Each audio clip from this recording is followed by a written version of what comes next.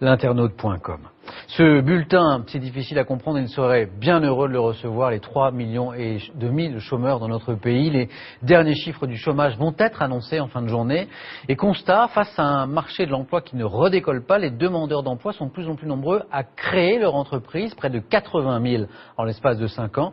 Et depuis 1979, BGE, un réseau aussi discret qu'efficace, aide les candidats à la création d'entreprises. Reportage de Marie Joly et Laura Lecartier.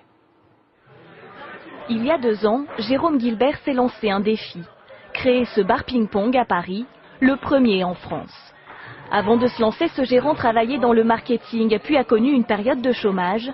Monter son entreprise lui a pris 3 ans et ça n'a pas toujours été simple. Il y a eu plusieurs étapes, ça a été long. Il a fallu trouver des partenaires, trouver un prêt, trouver des associés, trouver un local, l'aménager. Donc oui, ça a été un petit parcours du combattant. Pour atteindre son objectif, Jérôme Guilbert a notamment pu compter sur le soutien de l'association BGE. Une dizaine de bus comme celui-ci sillonnent les routes de France à la rencontre de ceux qui souhaitent créer leur société. Un projet, ça se fait en plusieurs phases.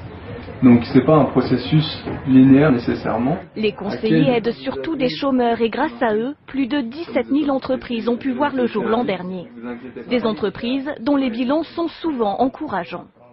Les personnes qui ont été accompagnées, on s'aperçoit qu'il y a quand même un taux de pérennité plus important. Donc c'est effectivement créer des entreprises qui vont avoir une durée de vie plus longue par rapport à des porteurs de projets qui se sont débrouillés un petit peu tout seuls et qui se sont lancés sans forcément avoir été accompagnés en amont. Parmi ces entreprises qui marchent, il y a celle de Frédéric Vergoz. Depuis 12 ans, il gère Aérocontact, un ensemble de sites internet où l'on peut à la fois s'informer et trouver un travail dans l'aéronautique.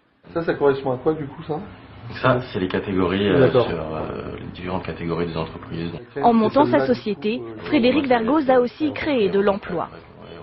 Aujourd'hui, nous sommes une douzaine de personnes. Nous allons, j'espère, doubler ces effectifs d'ici 2 ans. Et peut-être que si je fais un calcul rapide, sur ces 12 dernières années, on a dû créer une trentaine d'emplois. Ce gérant a déjà d'autres projets en tête. Il aimerait être le premier à créer en ligne un salon virtuel sur l'aéronautique. Imaginez maintenant, vous roulez à 110 km